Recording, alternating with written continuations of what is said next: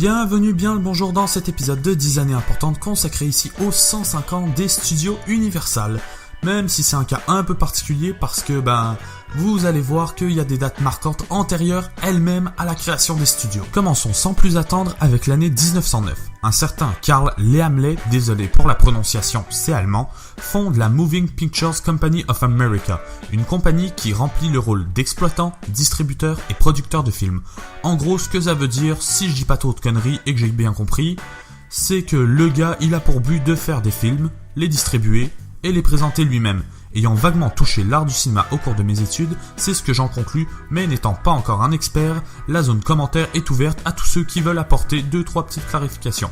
Bref, cette année-là aussi est sorti Hiawatha. En plus d'être le son que je produis quand j'avale de la nourriture trop chaude, Hiawatha! Hiawatha est la première production cinématographique de notre cher Carl. Faisons un bond de 3 ans dans le temps vers 1912, quand la Moving Pictures décide de fusionner avec d'autres studios. En gros, après avoir déménagé à Hollywood, la Moving Pictures, la Power Motion Pictures, la Rex Motion Pictures Company, la Champion Film Company, la Nestor Film Company et New York Motion Pictures se jettent toutes dans un mélangeur, on appuie sur Start et ça donne un smoothie Universal. En 1913, le premier film des studios Universal intitulé Trafficking Souls est réalisé par George Lohan, voit le jour. On estime que le budget s'élevait autour des 5700 $.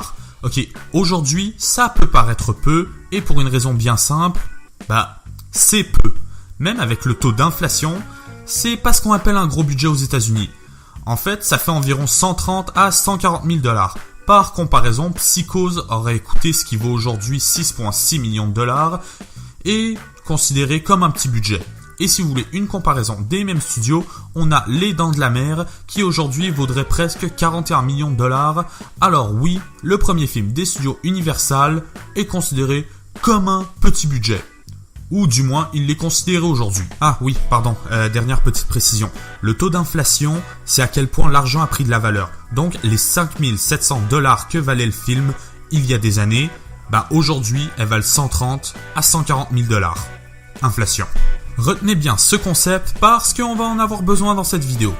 En 1922 est produit Folie de femme qui est à l'époque considéré comme le film le plus cher de l'histoire avec ses 1,1 million de $ de budget.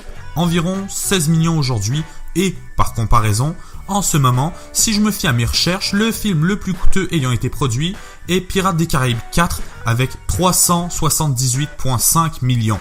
Ce qui nous fait presque 412 millions en 2017. À la base étant écrit pour durer 6 heures, le film ne fera que 2h10. Mais bon, à ce qui paraît, pour l'époque, c'était quand même long. En 1927, Universal tourne à l'Ouest, rien de nouveau. Il est considéré encore à ce jour comme la meilleure adaptation du roman du même nom, ayant gagné l'Oscar du meilleur film. Mais bon, vous savez, la subjectivité, tout ça... les goûts et les couleurs, ça se discute pas. C'est en 1929 que Carl Laemmle passe les rênes de la compagnie à son fils Carl Jr. Déjà, 1929, c'est pas une bonne année pour hériter d'une entreprise. Oui, c'est le début de la crise économique qui a causé la Deuxième Guerre mondiale. Donc, du coup, Carl Jr., il se retrouve à devoir gérer une compagnie cinématographique alors que l'industrie du cinéma est frappée aussi violemment que les fans de Silent Hill quand Konami a viré Kojima. Heureusement, malgré tout ce que lui dit son père, Carl Jr. a un plan. En 1931 sont produits 2 adaptations de classiques littéraires, Dracula et Frankenstein. Pour résumer, succès de malade, ce qui aide grandement Universal à se protéger de la crise économique. En fait, les studios font un tel succès que Universal lance la hype des films fantastiques jusque dans les années 40. Ils entraînent un bon nombre de studios à faire pareil et c'est comme ça qu'Universal se fait connaître comme l'instigateur de l'âge d'or du cinéma fantastique américain. Ce qui pète la classe, quand même. Nous voici ensuite en 1946 où Universal fusionne avec International Pictures pour ensuite se diviser en 2. Donc ils se fusionnent pour se rediviser, mais bref, faut pas trop y penser. D'un côté, on aura Universal International et de l'autre côté, Universal Pictures. Durant l'année 1964, ça fait déjà 9 ans que Walt Disney a ouvert son premier Disneyland. Alors, chez Universal, on se dit, on va faire pareil. Ah, un peu comme toi tu fais avec Link the Sun, Dog Seven, Poisson Fécond, Didi Chandouille, Super Farming Brothers, le Nostalgia Critique, les Boxmakers, le Chef Otaku et tous les autres vidéastes présents sur la planète. Ça ne lui a pas le jour du grenier parce que t'as pas les moyens de faire du rétro gaming. Il y a une personne que t'as pas copié. Il me semblait aussi qu'on l'avait pas vu aujourd'hui. Non, Captain Salty, on en a déjà parlé, c'est pas du plagiat si quelque chose ressemble un petit peu à autre chose. Et de toute façon, Carl Laemmle Jr. là, il avait déjà eu l'idée 25 ans avant l'ouverture du premier Disneyland.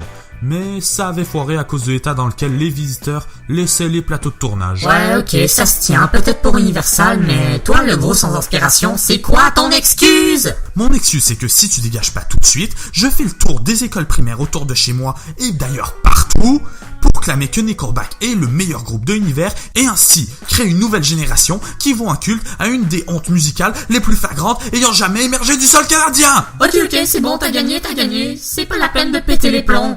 Non mais, sérieusement, je sais que je suis un super méchant, mais là, faire croire à tout le monde que Nickelback est un bon groupe et s'assurer que les futures générations y voient un culte et pensent que c'est du métal.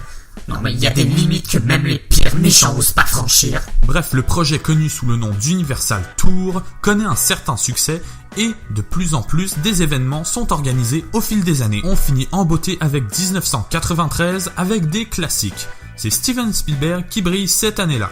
En premier avec un des meilleurs films de tous les temps à mon avis, Jurassic Park, qui rapporte la jolie somme de quand même 350 millions. Environ l'équivalent de 592 millions aujourd'hui, et la liste Schindler qui reçoit l'Oscar du meilleur film pour cette année et qui, petit bonus, vaudra à Spielberg celui du meilleur réalisateur l'année suivante. Donc, Universal, on dit quoi? Bah oui, on dit merci à tonton Spielberg pour les millions de dollars de recettes. Donc voilà, c'était 10 années importantes dans l'histoire des studios Universal. J'ai eu beaucoup de mal à choisir entre ça et les studios Disney pour cet épisode, donc si tu veux, tu peux aller rager dans les commentaires parce que j'ai choisi Universal et que toi, t'avais envie d'entendre parler de la Reine des Neiges et de Moana. Et pense aussi à t'abonner au passage. Sur ce, je vous laisse et je vous recommande fortement de regarder quelques films dont j'ai parlé dans cette vidéo. Bon, en vrai, c'est juste une excuse pour re-regarder Jurassic Park. Mais bon, Jurassic Park. Allez, un classique c'est un classique. À bientôt sur Regicom.